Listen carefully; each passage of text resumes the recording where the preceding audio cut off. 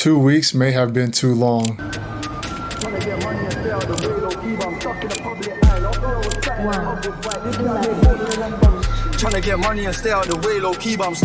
What's up, you guys? Welcome back to the channel. My name's Alex, and in today's video, we're going to be covering my trip to London. Let's get into it. The trip was 9 hours from where I flew out from.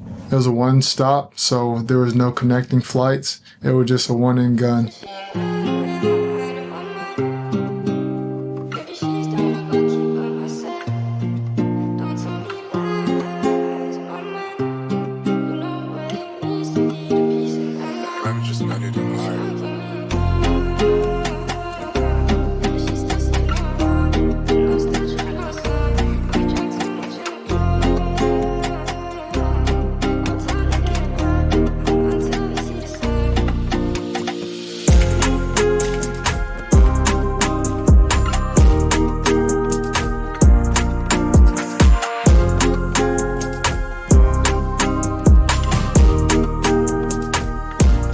So visiting London, this was my first international trip.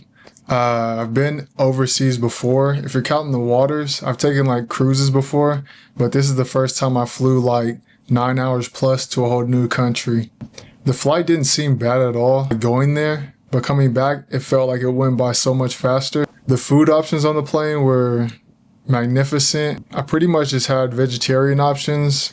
I'm a pescatarian, so I only eat seafood, which means like the options that I can have are limited.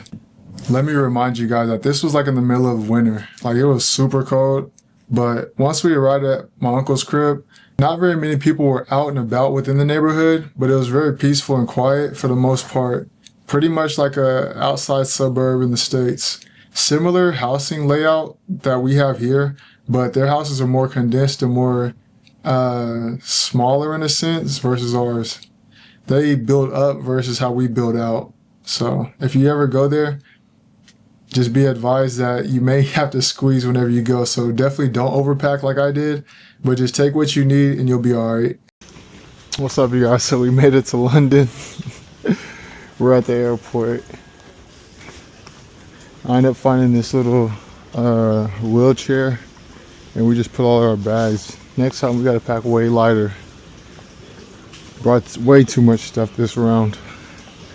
First time for everything. It's 4 o'clock back at home, but it's like 9 o'clock here.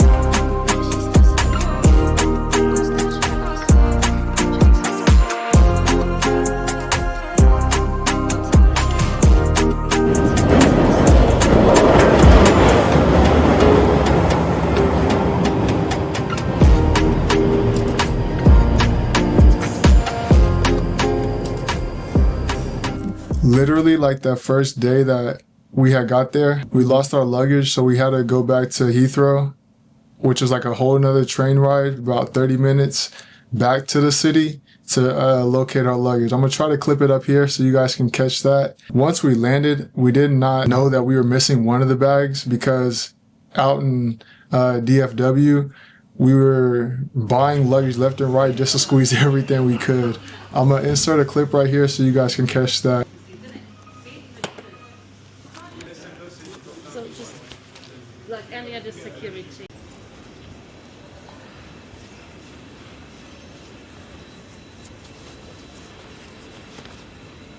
Sorry, I found myself. It should be somewhere here.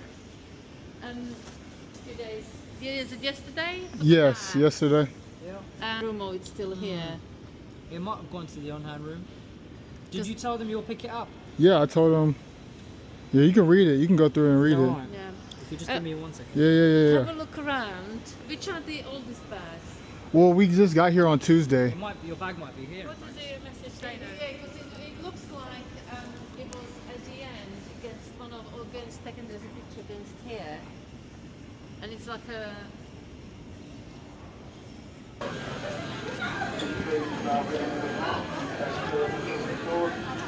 Clear the closing doors, please. Clear the closing doors.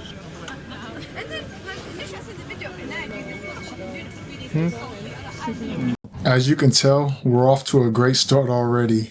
But what better way to figure out the city and navigate the area, like trying to locate your items in like a short amount of time? Because I showed up right when they were about to close and I barely got in to grab my stuff. Nonetheless, the neighborhoods are very peaceful and the area is kind of easy to navigate for the most part. But this was a great way to figure out the city and really navigate the map. During our stay in London, we used the app called TFL, and it's pretty much just a big map that kind of shows you your way throughout the city. That way, if you're using the rail system or the buses or just pretty much any transportation, it's going to give you a layout of the whole city. That way you don't get lost and you're able to find your way. The neighborhood that we stayed in was very peaceful and quiet for the most part. There really wasn't a whole lot of action going on. I like the neighborhoods in London because of the layout and how the homes are built. They're always built like upwards instead of out. So instead of taking up space wide, they're maximized and use like basements and attics as needed. Hence why the roads are so narrow. Everything is compact and just uses all the space that they have to maximize the area of buildings and different types of structures for places for people to go to. They use a lot more roundabouts in London versus here in the States. That way it's easier and smoother for locals to flow with traffic instead of like coming to a halt. But they do drive pretty much tail to tail whenever you're going. So you do got to be careful if you're ever new to driving over there, because you will be caught bumper to bumper with someone else and not know how close you are.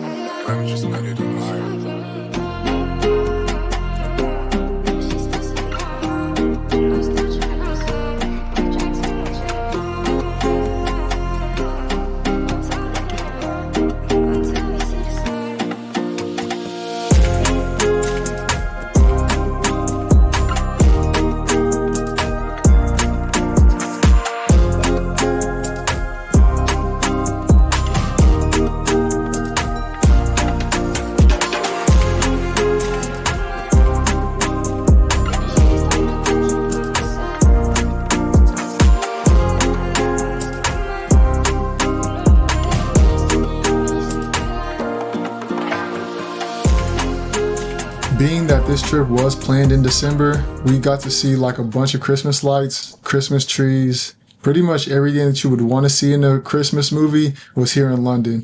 Everyone was out and about shopping, taking care of Christmas presents, last minute gifts. One funny thing that we noticed when we were out there, they call the day after Christmas Boxing Day. And I guess this is whenever you celebrate with your friends and family and just gift them the items. When we got there, we thought Boxing Day was a day that they celebrated for people to actually box on the day after Christmas.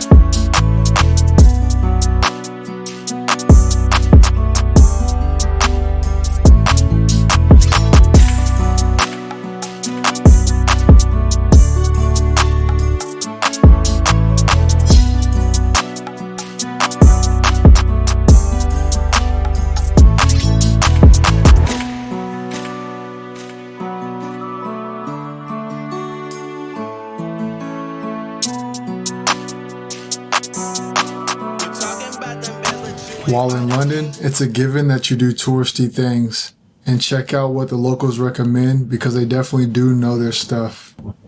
There were a few places that were recommended to me, such as like Buckingham Palace and then the British Museum. Buckingham Palace, known as the Changing of the Guards,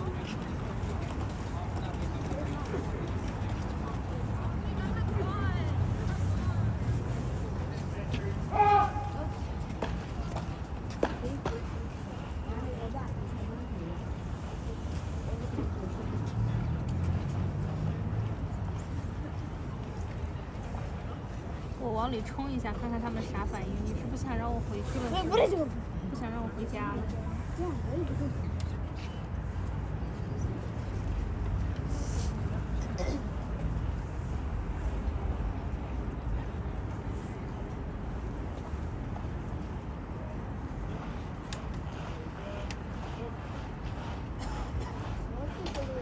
consisting of soldiers from the Foot Guards Regiment of the British Army and the King's Royal Guard. Trying foods in local coffee shops was a must. I can tell y'all now that fish and chips was an everyday meal, no matter what time of day it was.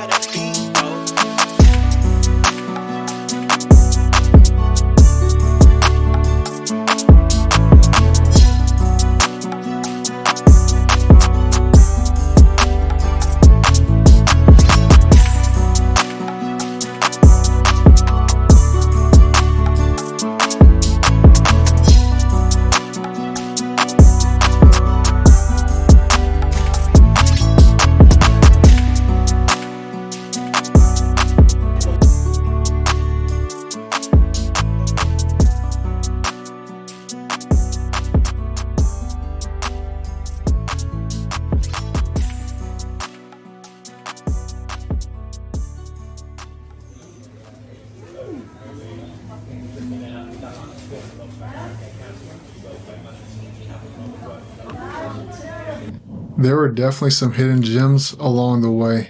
During that first week in London, we definitely winged it, making the most out of the trip without having like a set schedule or set plan on when we woke up or where we had to be at a certain day or a certain time. Pretty much just took advantage of just the leisure activities that we could do around the city. We didn't have a care in the world. But that second week, we really locked in, narrowed down our options, figured out where we wanted to go and what we wanted to see within the last few days that we were in London. Kind of making it a point to visit the places that were recommended to us and just from what we known of, taking advantage of our time. If you find yourself in London, make sure you pack comfortable shoes or bring something comfortable to wear while walking around because you never know what the weather's going to be like, if it's going to rain, if it's going to snow during that time of the year.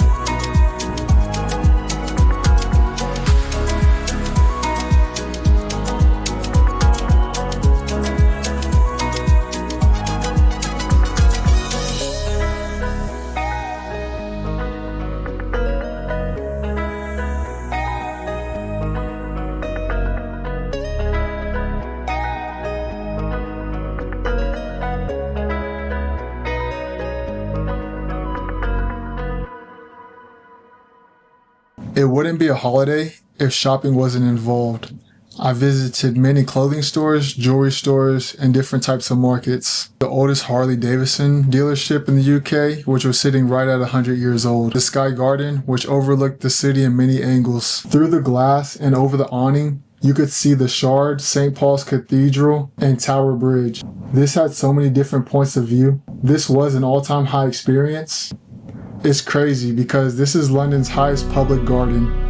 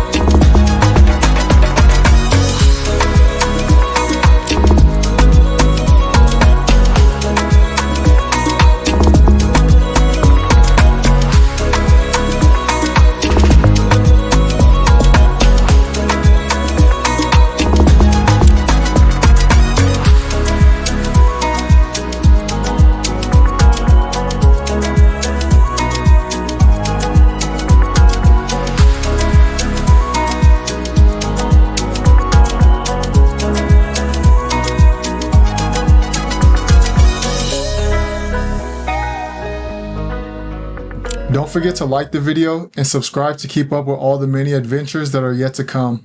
If you guys like this video, let me know in the comments below. Thanks for watching, and I'll catch you guys next time. See ya. Tryna get money and stay out the way, low key, but I'm stuck in the public eye. Tryna get money and stay out the way, low key, but I'm stuck in the public eye.